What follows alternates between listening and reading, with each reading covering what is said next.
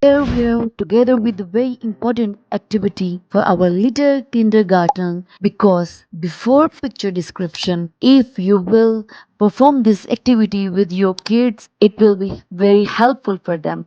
And the activity is spot the differences between two pictures. But you will start this activity by taking two different but same kind of object. In this way, your child will focus, your child will observe the changes between two things. You can take two different balls, one is of blue color, the second is of red color, and you will ask what is the difference between two balls. So in the same way, now you will take more complicated objects. Then you can take two cats, two different type of trees. One is tall and one is short, and always ask the difference between two trees. So they will use, first of all they will use one word vocabulary, then it will lead them to the sentences.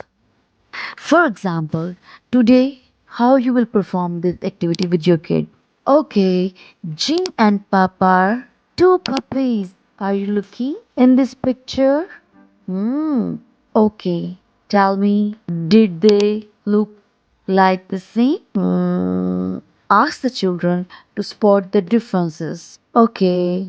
What type of hair Jim has? Brown hairs, you're right. And what type of hair Pup has? Yellow hair. And who is having blue ball? Yes, Jim has a blue ball.